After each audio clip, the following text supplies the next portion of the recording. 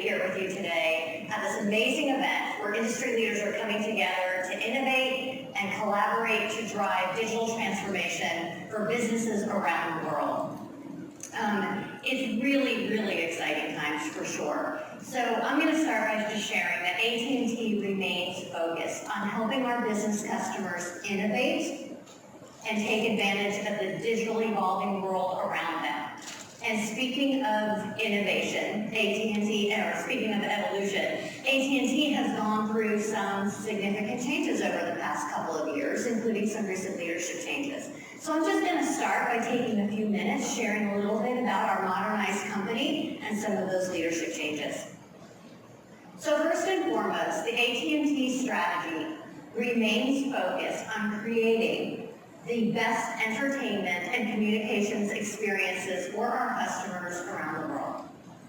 And to support this, recently, back in early October, John Stankey was named as President and Chief Operating Officer of AT&T Inc., a newly created position at AT&T, reporting to our Chairman and CEO, Randall Stephenson. And under John Stankey is AT&T Communications that you see here. And within AT&T Communications, which is now led by Jeff McElfresh, the CEO of AT&T Communications, we have AT&T Business, which is the organization that I am within.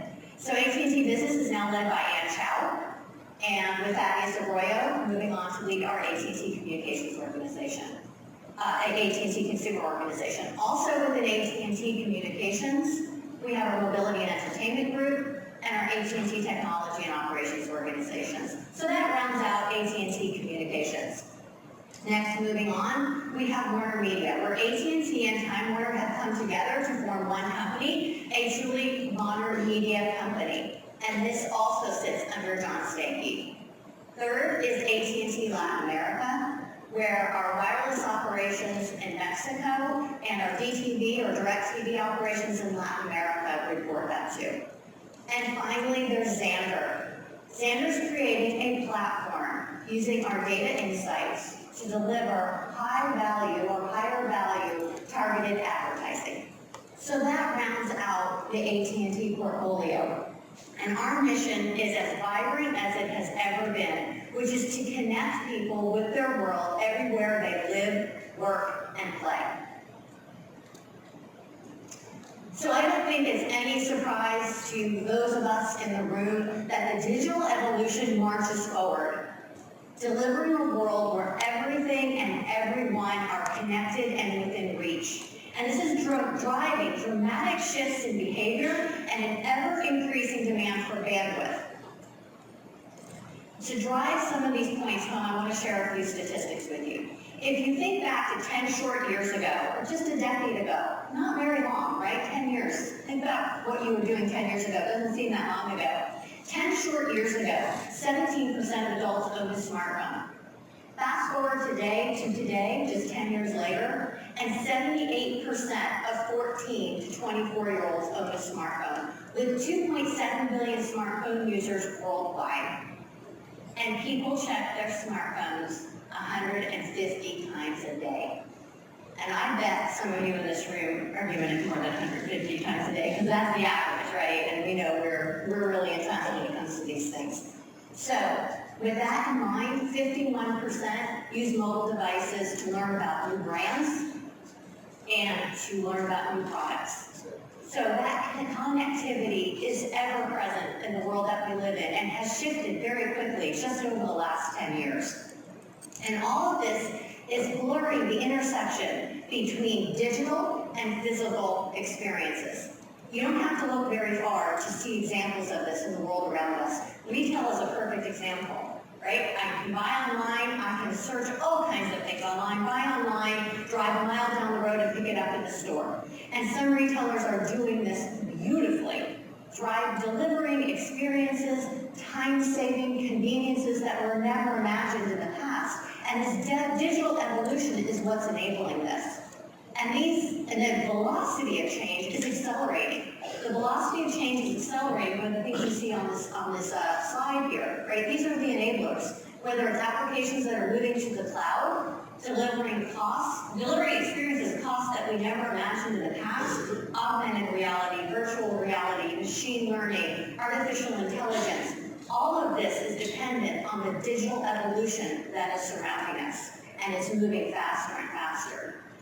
And a great example of where AT&T and Meth is leaning in here to help deliver these experiences to the world, right, are Sonata APIs. The partnership that AT&T worked in collaboration with Volt, where AT&T is now using those APIs to place orders for Ethernet services. It's accelerating commerce. It's accelerating these experiences that the digital economy delivers. All right, so at the center of AT&T's business strategy is our AT&T Intelligent Network. It's highly secure. It's an on-demand platform that's designed to serve needs, business needs, in an integrated fashion. And we've refined our strategy at AT&T Business, and that refinement now focuses us on complementing the broader ecosystem while focusing on our critical core capabilities.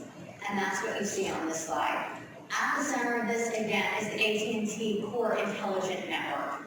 It's on demand, it's flexible, it's highly secure, delivering high and ultra-high speeds to serve today's digital evolving businesses. In addition to that, these core critical capabilities include our virtual edge, our voice and collaboration services, of course, mobility, right? And going hand in hand with mobility is the Internet of Things, both from an application perspective, but also from an industry-specific services perspective. And then wrapping all of this with cybersecurity. Cybersecurity, we understand how critical this is to our customers now. And so AT&T has made big bets in cybersecurity with an investment in Alien Vault last year, bringing Alien Vault into the AT&T family. And I'll touch more on cybersecurity here in a little bit. But AT&T continues to tie networking functionality, orchestration, inner working capabilities together to provide that enhanced customer experience. And that experience can be improved with Meth 3.0 capabilities, carrier interoperability. It's enabled by that. We will continue to focus on it.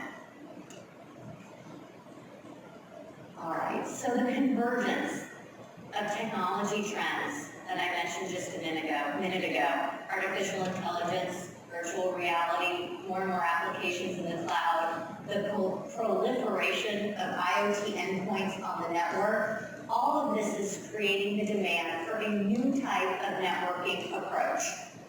And that networking approach requires a holistic, end-to-end vision of the network, from LANs to WANs to cloud environments.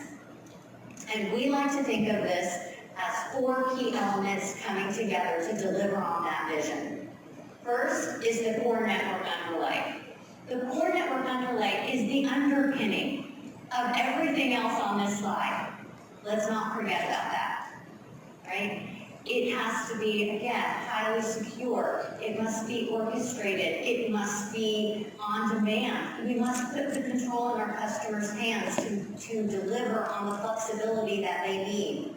And it also must contain a robust set of services to meet the ever-increasing complexity of the different types of site types that businesses need to serve. And those site types vary in their need for performance and cost balances, right? Some site types, cost is much more important, and at some site types, performance is much more important. So that robust set of services in that underlay network is critically important so that each different site type can be met. Next, there is the network overlay. It's intelligent, it's application aware, and it's dynamic. Think SD-WAN. The third element that comes together is the virtual edge, and then there is the distributed cloud. And the modern WAN, as we know it, is multi-site. Again, with these different types of site types, different site types that are required, and the intelligent network overlay coming together with that robust underlay delivers on that new and different kind of WAN. And there's been a pivot from the initial thinking on how all of this is going to come together, especially with the advent of SD-WAN. The initial thinking was that MPLS VPN was going to be replaced with broadband.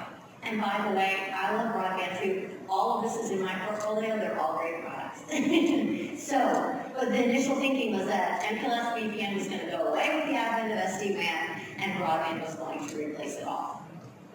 What we're finding is that there's been a pivot in that thinking, where MPLS VPN is still a critical and core part of this new type of network, this edge-to-edge vision. And in fact, Frost & Sullivan recently did an SD-WAN survey where they looked at the impact of SD-WAN on network services. And what they found is that, and what they looked at in the survey specifically was, as businesses looked ahead, what type of underlying network capabilities or enterprise network capabilities were they planning to use with their SD-WAN deployments? And what they found is that it's a pretty constant level of businesses who expect to use MPLS VPN in combination with internet. That is not expected. They are not expecting that mix to change. And those businesses who plan on using SD-WAN with MPLS in combination with wireless services is actually expected to grow. They are expecting that mix to grow. So MPLS VPN is not going away. It is a core and critical element of this four-part edge-to-edge vision that you see up here on this slide. All right, so let's talk about fiber, because really, we all, I think, in this room can agree that the demand for bandwidth continues to grow and will continue to grow into the foreseeable future. Because fiber enables the speed and the agility and the reliability that businesses need as they move through this digital transformation. And so I want to share with you today that AT&T is the largest US-based provider of fiber-based services for US-based companies. So what that means is that AT&T has 500,000 US business buildings lit with fiber today, 500,000. And within those buildings, there are 2.5 million business customer locations that are enabled with AT&T Business Fiber. And if you expand that to include business customer locations that are on our fiber or within 1,000 feet of our fiber, it's 8 million business customer locations. This is critically important because, again, fiber provides the speed, the agility, and the reliability that businesses need as they move through this transformation. So moving on to 5G, because 5G really is a technology that's enabled by that fiber that I just talked about, right? And 5G is all the buzz. And 5G is all the buzz because it is expected to alter the very DNA of our customer experiences. 5G has incredible opportunities to transform our world. And we like to think of 5G as the first mobility network built with business in mind. It's very exciting. And AT&T is the first carrier to publicly lay out the possibilities that the 5G evolution can bring to businesses. We are investing in the assets, we're investing in the reach, we have the vision, the edge-to-edge vision, and we have the partnerships to help businesses to capture and deliver on the promises that 5G brings. And our strategy comes to life in the 3 pillars that you see on the slide. Our fixed wireless offers set the framework for businesses so that as 5G becomes available to them, they can take advantage of it. Today's AT&T wireless broadband service is available with speeds up to 100 meg and 5GE or 5G evolution. In addition to that, AT&T standards-based mobile 5G is live today in 21 cities with continued expansion. And by early 2020, we expect to have a nationwide mobile footprint. And finally, the 3rd pillar on the slide is Edge.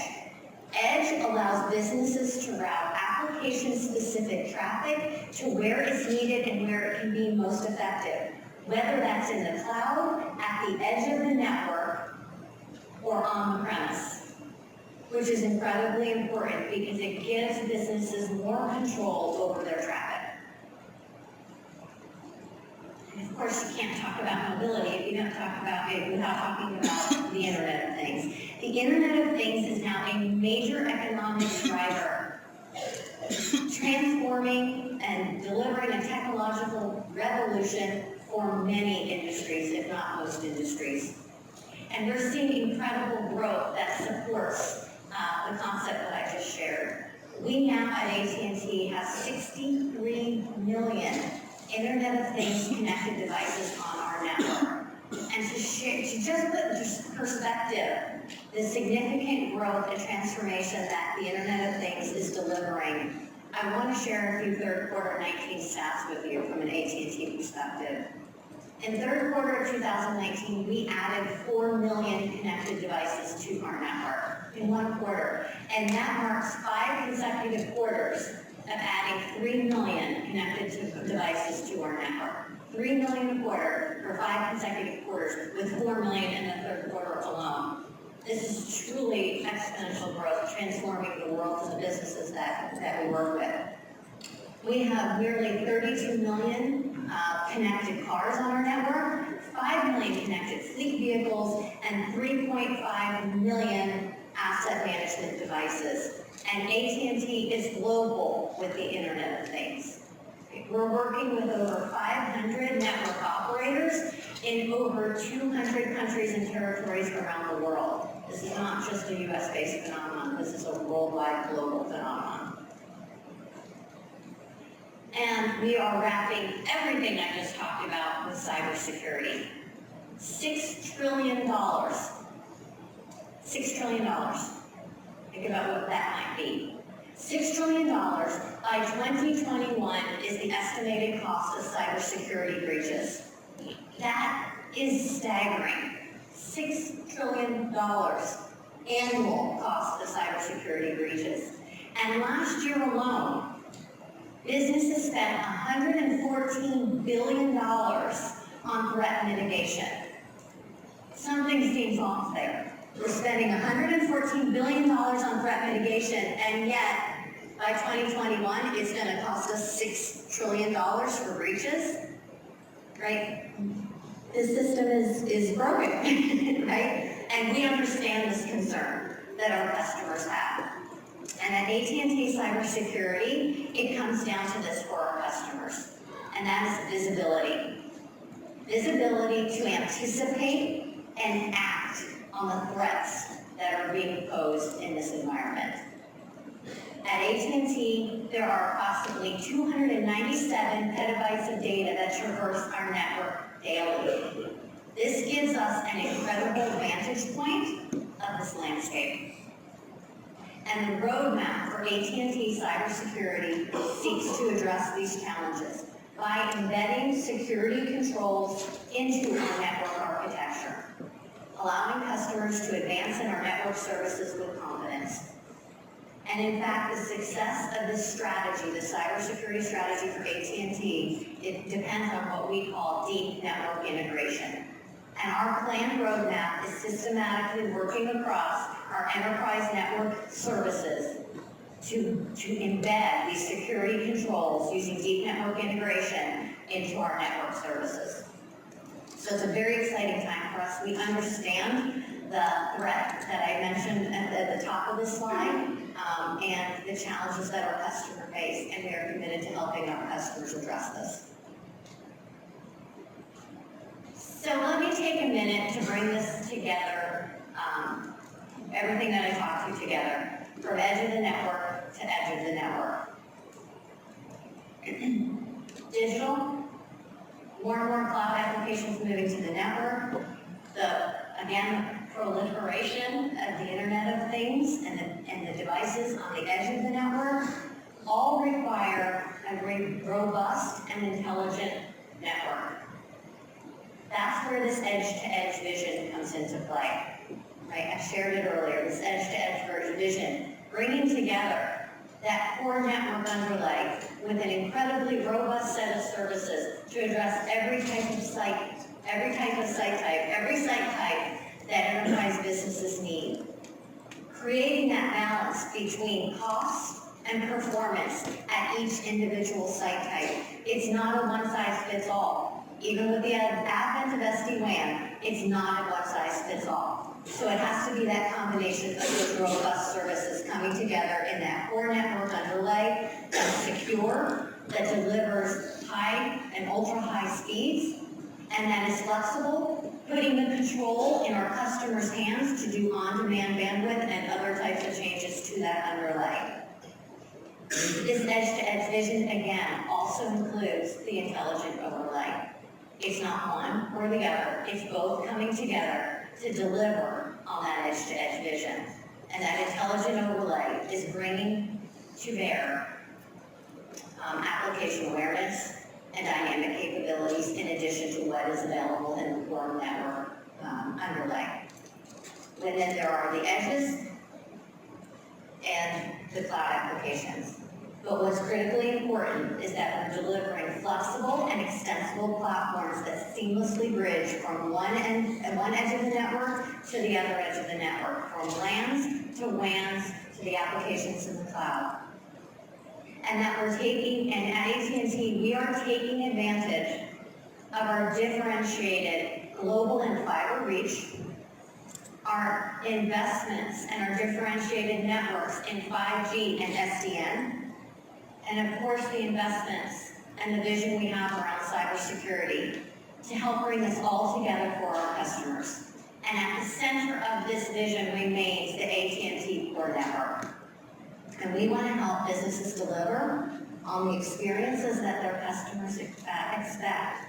Right? All of that transformation that I talked about at the beginning of this presentation, delivering the conveniences and the time savings to end customers is incredibly powerful, and their expectations are growing every day. And it's up to us in this room to lean in and help deliver that for our business customers so that they can deliver it to their end user customers.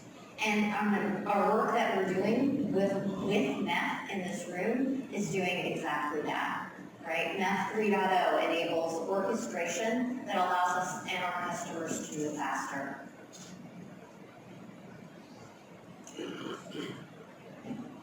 All right, so let me wrap here and say that it's very exciting again to be here with these industry leaders, helping to innovate and collaborate so that we can deliver on the promise of the digital revolution for businesses around the world. So let's continue to work with MEF on their 2020 focus. Right? Continue to innovate, continue to federate, and continue to accelerate so that we can deliver unprecedented enterprise experiences worldwide.